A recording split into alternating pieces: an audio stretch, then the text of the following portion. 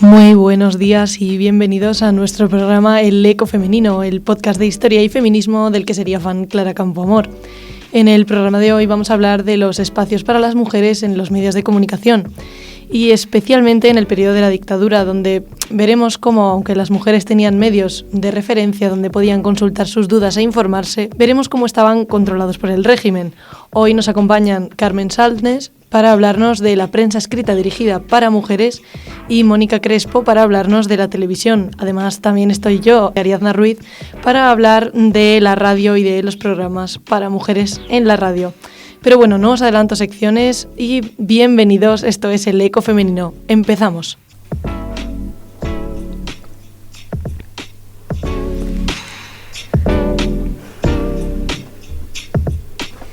Hola Carmen, cuéntanos, vienes a hablar de la prensa escrita dirigida a la mujer, ¿cierto?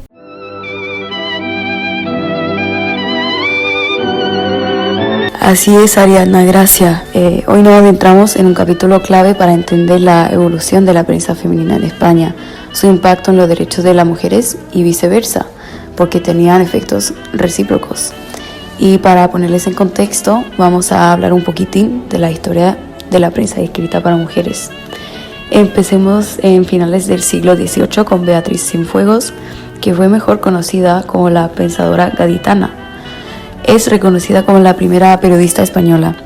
Sus publicaciones, bajo el mismo nombre, Pensadora Gaditana, que se publicaron de forma semanal, criticaban y ridiculizaban la sociedad en la que vivía, tocando temas como el matrimonio. Fue un espacio pionero en darle voz a la perspectiva femenina y dio paso a todo lo que pasaría en la historia de la prensa para mujeres desde ese punto. Pero a pesar de las primeras publicaciones orientadas a las mujeres, la sociedad era todavía profundamente restrictiva y conservadora, con pocas oportunidades reales para que las mujeres participaran en la vida pública. Y a finales del siglo aparecieron publicaciones en las que se abordaban temas como la educación femenina, la familia y los derechos civiles. Aunque la sociedad en general no mostraba cambios significativos, la aparición de estas revistas marcó un avance sutil pero crucial. Estos primeros pasos abrieron el camino hacia las décadas de 1920 y 1930 y nos movemos ahora a 1931. Con la llegada de la Segunda República y la nueva Constitución, las mujeres consiguieron el derecho al voto y la libertad de prensa, dando un paso enorme adelante. En la prensa escrita se empieza a hablar de temas hasta entonces impensables, como la independencia económica, derechos laborales y educación para la mujer. En esta época, las mujeres comenzaron a entrar al mundo laboral y la vida pública.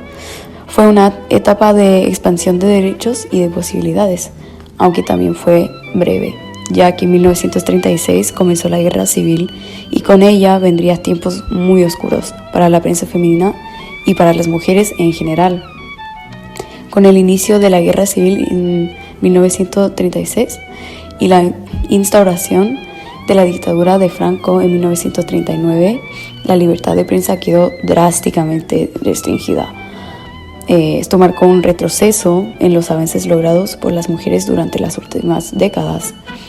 Y en 1938, Franco promulgó la ley de prensa, que estableció una estricta censura y la obligación de que todos los contenidos se alinearan con los valores del régimen. Se revisaba todo, sin excepción, pero todo. Y en este contexto, la prensa femenina se transformó en una herramienta de adoctrinamiento ideológico destinada a reforzar el rol de la mujer como esposa y madre, y poco más. Un ejemplo característico de esta prensa es la revista Y, publicada por la sección femenina de la Falange Española y dirigida por Pilar Primo de Rivera. Camaradas, les enseñaremos a las mujeres el cuidado de los hijos, porque no tiene perdón el que se mueran por ignorancia tantos niños que son siervos de Dios y futuros soldados de España. Les enseñaremos también el arreglo de la casa, el gusto por las labores artesanas y por la música, y les infundiremos este modo de ser que quería José Antonio para todos los españoles. Desde sus primeras ediciones en los años 50, Y se dedicó a promover la figura de la mujer ideal según los valores del régimen. Tenía un enfoque ideológico y educativo. Sus artículos incluían desde recetas y consejos de crianza hasta secciones de grafología, donde se interpretaba la personalidad de las lectoras que enviaban cartas a la revista y tenía un tono cercano y amable.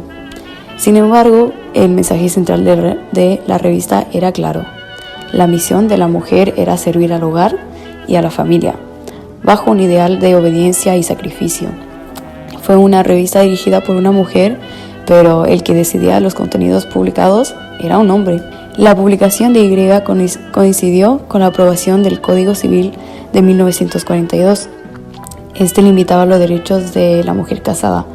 Se estableció que las mujeres necesitaban el permiso de sus maridos para trabajar y para realizar otras actividades económicas.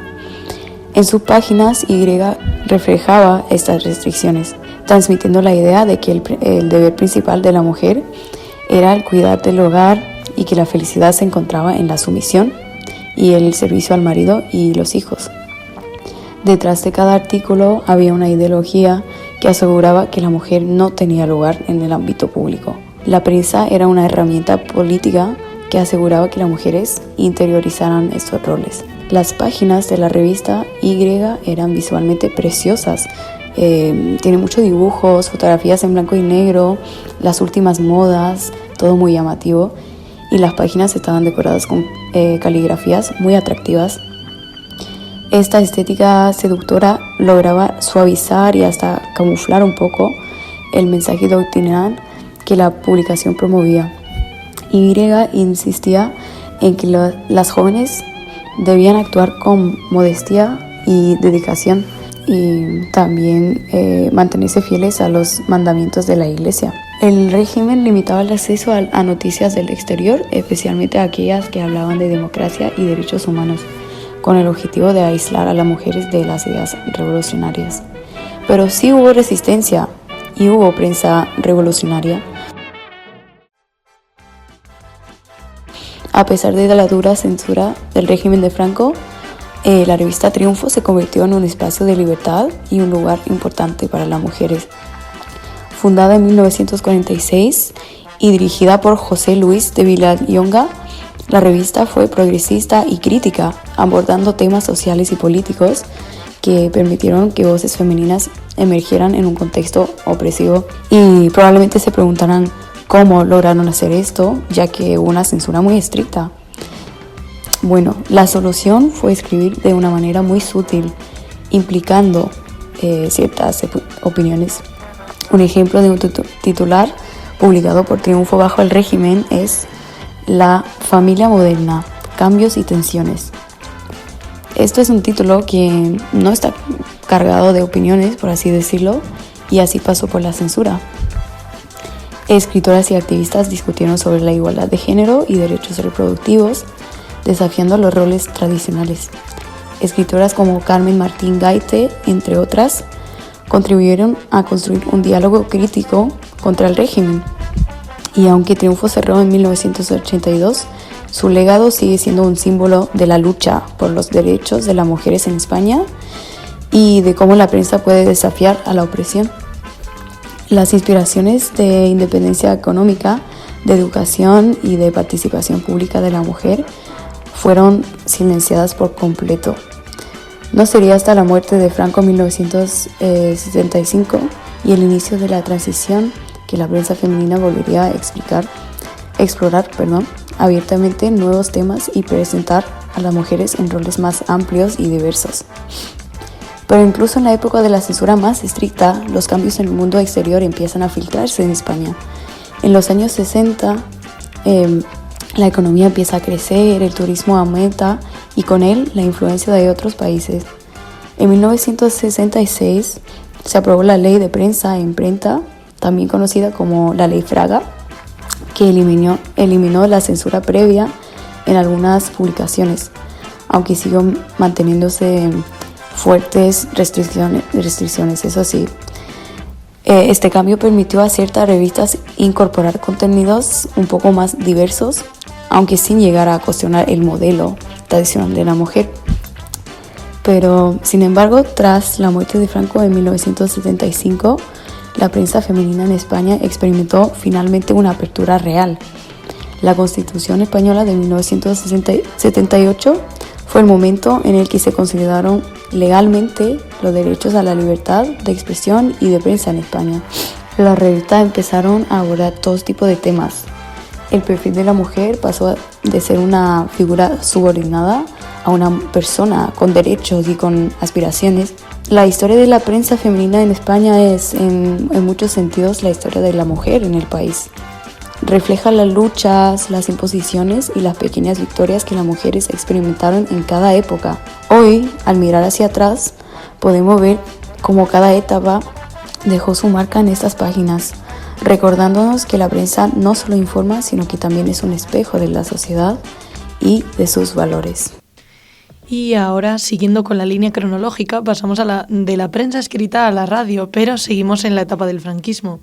Y es que la radio en España siempre ha sido muy popular, y más durante la dictadura, que fue utilizada como un método propagandístico para inculcar valores del régimen. Pero es que en el ámbito doméstico la radio era la principal compañía de las amas de casa, con las radionovelas, los concursos radiofónicos y, como no, con los consultorios. Y es que hoy yo vengo a hablar en esta sección de un programa de radio muy popular que se llamaba El Consultorio de Elena Francis.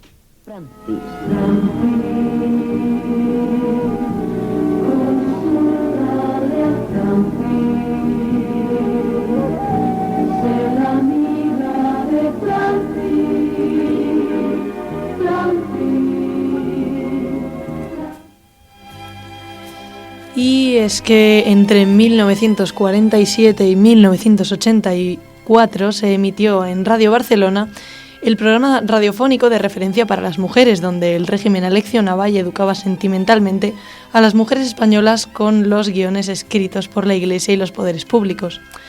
Pero os cuento brevemente de qué trataba este programa. Las mujeres le mandaban cartas a Elena Francis y ella las respondía en directo. El programa no duraba más de 30 minutos y las cartas al principio preguntaban dudas sin mucha relevancia, como ¿a dónde nos recomiendas ir de luna de miel a mi marido y a mí? O otros asuntos no tan relevantes. Pero a medida que el programa cogía más audiencia, las mujeres veían en Elena una amiga a la que poder confiar sus problemas. Es entonces cuando le empezaron a preguntar temas más serios como esta carta. Hará cosa de un año, mi marido empezó a venir a deshoras por la noche. Y yo, naturalmente, sospechaba de él, porque me dejaba el dinero para que me fuera con mis hijos al cine. Pero una noche salí detrás de él sin que se diera cuenta, y le seguí viendo que se metía en un bar cercano a casa. Con toda ansiedad y con los nervios destrozados, fui a aquel sitio y efectivamente estaba allí. Claro que no estaba haciendo aparentemente nada malo, sino bebiéndose una cerveza con otro hombre. Pero según me dijo el amigo de mi marido, aquel lugar era el punto de cita. Me contó que era un bar de homosexuales. Y bueno, ¿cuál creéis que fue un poco la respuesta de Elena Francis? Traigo la respuesta. Usted tiene que tener mucho tacto y delicadeza para saber atraer a su marido de una forma amable y sin que él se dé cuenta. Ya tiene la certeza de que acude a ese bar de mala nota, puesto que le ha sorprendido en él. Pero no haga mucho caso de los rumores y comentarios que escuche, porque posiblemente sean exagerados. Pues sí, la verdad es que el único consejo que le dio Elena Francis fue intentar complacer a su marido para que así dejase de ser homosexual. Pero realmente, ¿quién era Elena Francis y por qué respondía de forma tan metódica ante estas cartas, ¿no? Bueno, resulta que Elena Francis era una actriz. Bueno, la verdadera creadora de este programa sí que fue Elena Francis, quien quería promocionar los cosméticos de su marido, José Fradera, quien tenía una muy buena amistad con Ramón Bardat, el director de Radio Barcelona. Es entonces cuando pusieron en marcha este consultorio publicitario. El programa fue cogiendo popularidad y recibía miles de cartas, las cuales pedían todo tipo de consejos a Elena Francis. Pero la mujer que se escuchaba en antena no era Elena Francis, sino que las cartas eran respondidas por un equipo de guionistas de la Falange y eran locutados por María Garriga, Maruja Fernández y Rosario Caballé. Con la popularidad del consultorio pasó a ser más un consultorio sentimental en toda regla, donde las mujeres le contaban sus preocupaciones a Elena. Pero las cartas con problemas se fueron haciendo más relevantes. Y es que las cartas por así decirlo, más preocupantes eran señaladas por los guionistas para hacer respuestas personalizadas. Pero, ¿qué requisitos tenía que cumplir una mujer para poder ser una contestadora Francis? Bueno, las mujeres tenían que poseer una máquina de escribir propia y para la época no todo el mundo podía adquirir una. Además, no podían tener faltas de ortografía. Hay que tener en cuenta que la tasa de analfabetismo en el franquismo llegaba al 25%, donde un gran número de este 25% eran mujeres. Entonces, tenía unos requisitos bastante complicados para poder ser una respondedora Francis. El consultorio siguió durante el régimen, pero a medida que el país se modernizaba, con él tanto las políticas como los medios de comunicación avanzaban hacia el cambio. El consultorio de Elena continuó emitiendo hasta 1984 y continuaba ya con estos retrógrados consejos que seguía dando. Las cartas que recibía se dejaron abandonadas en un edificio en Cornellá y no fueron encontradas hasta 2005, cuando el consultorio sentimental de Elena Francis ya era historia de la radio en España. Ya un poco para finalizar mi sección, quiero comentaros por qué os he dicho que era de los programas con más popularidad. Y es que, bueno, uno de los programas más escuchados en el momento era un programa infantil que se llamaba Pulgarcito. Después le seguía el DTT contra penas, o mejor dicho, el DTT, un programa de entretenimiento común. Después, los diarios hablados en la Radio Nacional Española. Y el cuarto programa más escuchado era el consultorio de Elena Francis, siendo el programa para mujeres de referencia en la radio española durante el franquismo. Y ahora ya, un poco para finalizar, os he traído el último programa de Elena Francis. Es una despedida, un adiós, un hasta siempre, con toda la carga emocional que ello conlleva.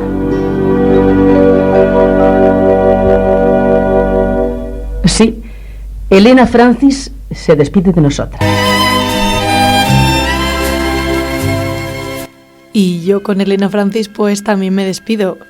Y ya por último, Mónica, vamos con tu sección sobre la televisión y el papel de la mujer.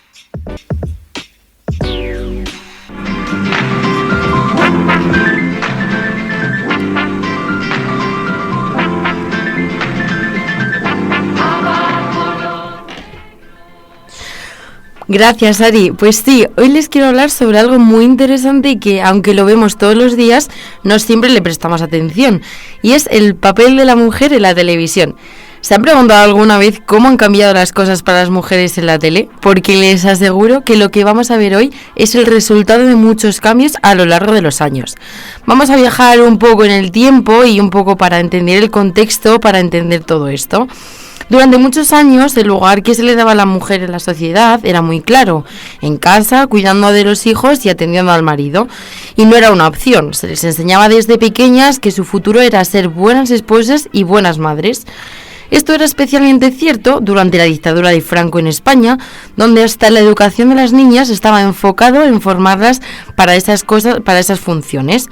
Nada de pensar en carreras profesionales o en tener un espacio propio.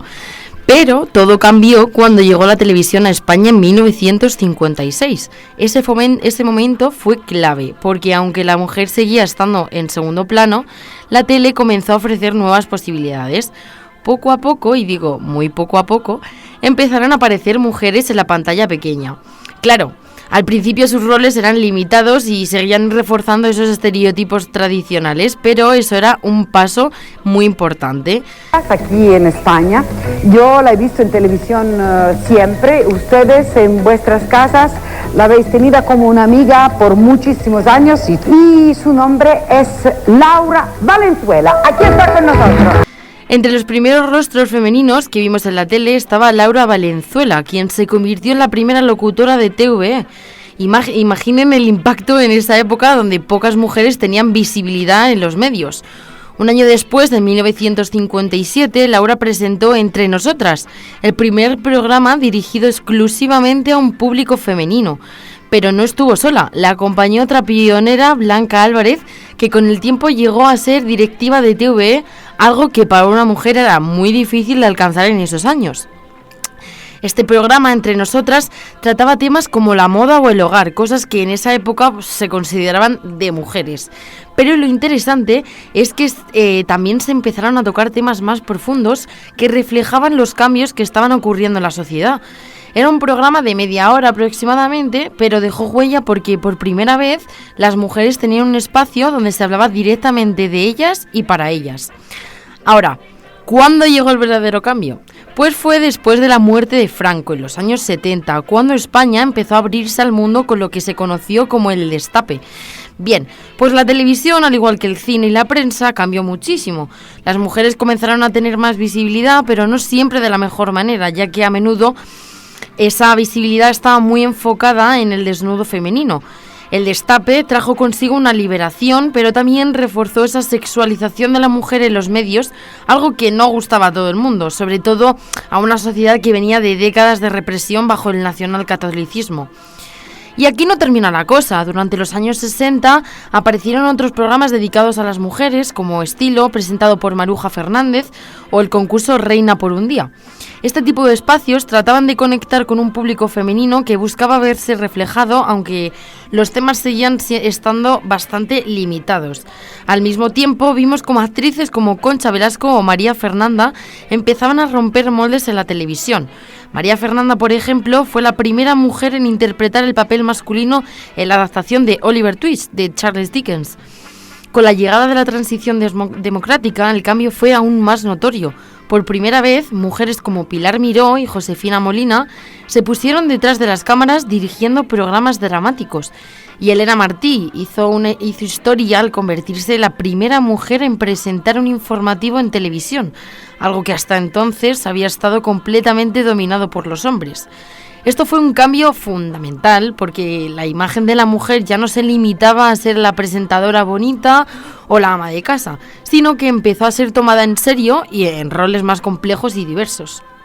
Pero si hay un programa que realmente marcó una diferencia en la lucha por la igualdad de la mujer... Señoras y señores, muy buenas noches. Soy Rosa María Mateo y esto es Informe Semanal. Ese fue Informe Semanal, presentado por Rosa María Mateo.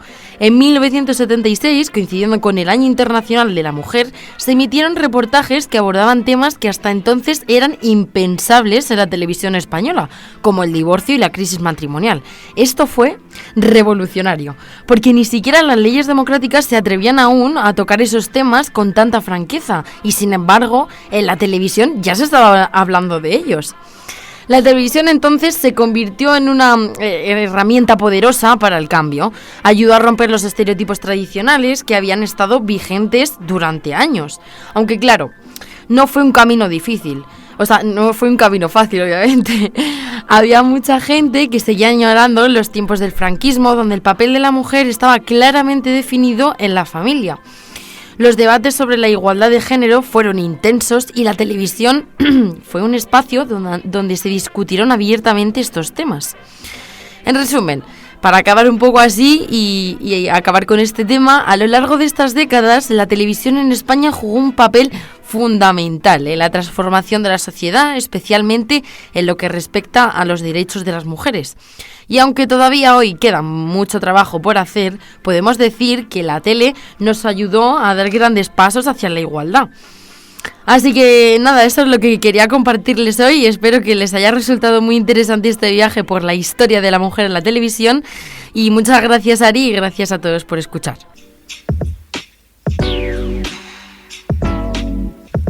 Muchas gracias, Mónica. Sintiéndolo mucho, el programa de hoy ya ha llegado a su fin. Espero que os haya gustado y que hayáis conocido un poco más sobre los medios de comunicación dirigidos a la mujer durante el franquismo. Esto ha sido todo en El Eco Femenino. No se olviden de seguirnos en nuestras redes sociales @elecofemenino_. Un saludo a las colaboradoras Carmen Saltnes y Mónica Crespo y a mí, la presentadora Ariadna Ruiz.